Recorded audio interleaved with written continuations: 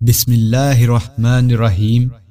شروع اللہ تعالیٰ کے پاک نام سے جو بڑا مہربان نہایت رحم کرنے والا ہے۔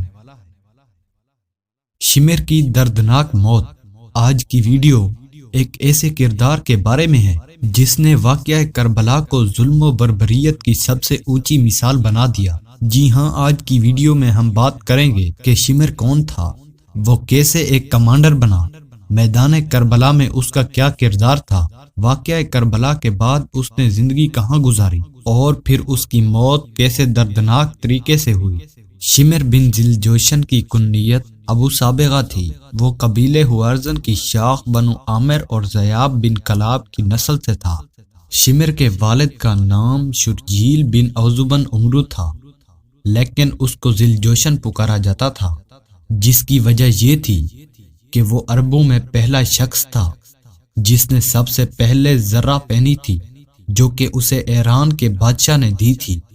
شروع میں شمر شیر خدا داماد مصطفیٰ حضرت علی کے ماننے والوں میں تھا، لیکن بعد میں وہ آپ کے خلاف ہو گیا۔ شمر تابعین میں سے تھا۔ شمر ہی وہی شخص تھا جس نے 51 ہجری میں صحابی رسول حجر بن عدی رضی اللہ تعالی عنہ کو جھوٹی گواہی دے کر گرفتار کروایا تھا۔ 60 ہجری میں حضرت مسلم بن عقیل نواسہ رسول حضرت امام حسین کے سفیر بن کر کوفہ میں گئے۔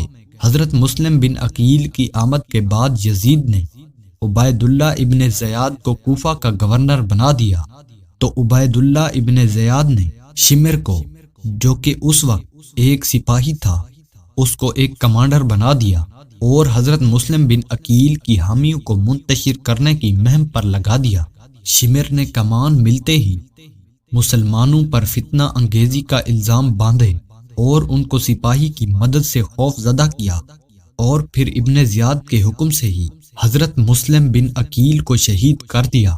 61 ہجری محرم میں جب نواسہ رسول صلی اللہ علیہ وآلہ وسلم کربلا پہنچے تو اس وقت کربلا میں کوفی فوج کا سپاہ سالار عمر بن سعد تھا، جو کہ خون ریزی بچنے اور پرامن راہ حل کے در پہ تھا۔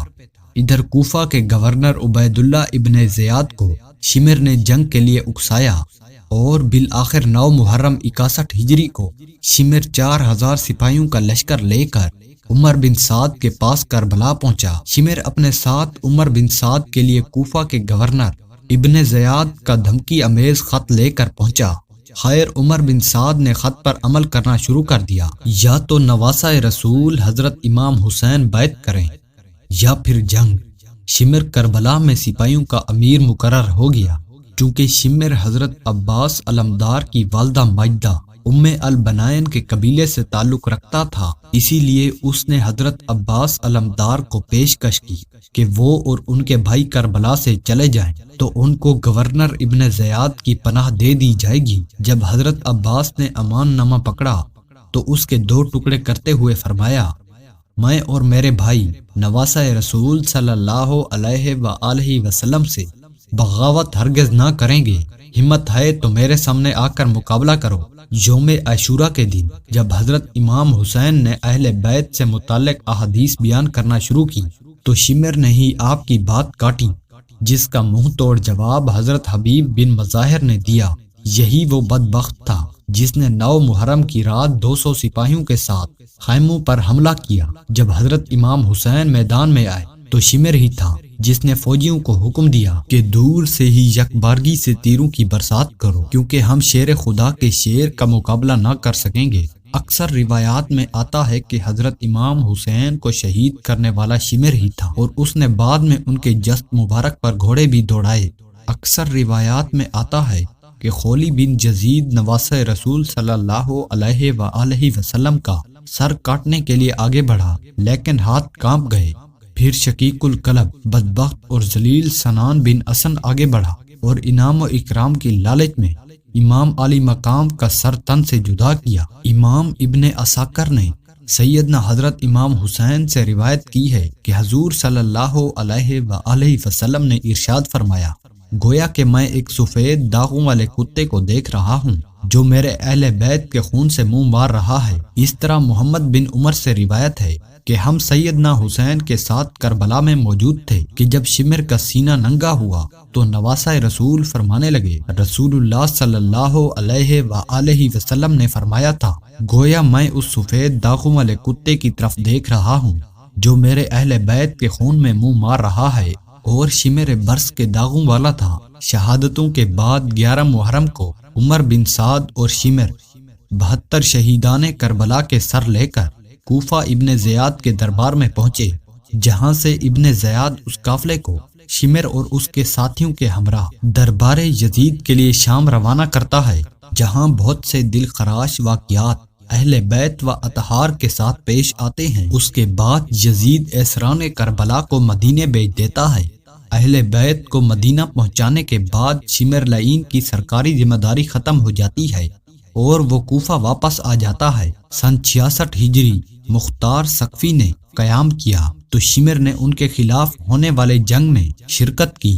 مختار ثقفی نے شمر سمیت اموی امراء کو کوفہ میں ہونے والی جنگ میں شکست دی۔ مختار ثقفی نے ارادہ کیا تھا کہ وہ کربلا کی جنگ میں شریک ہر یزیدی کمانڈر کو قتل کر دے گا اور اہل بیت کے پاک گھرانے کا بدلہ لے گا۔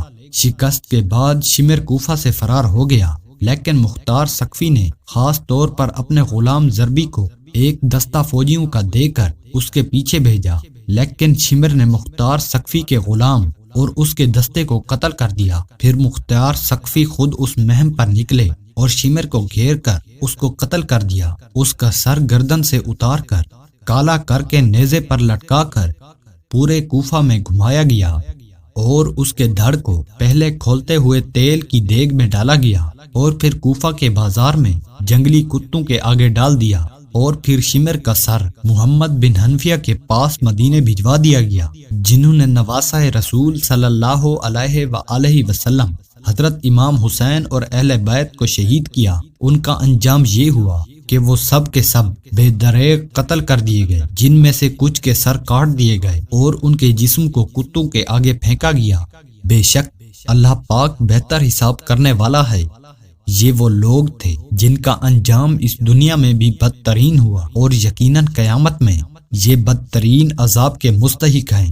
اللہ تعالی ہم سب کے دلوں کو اہل بیت کی محبت سے منور کر دے، آمین یا رب العالمین۔ والسلام۔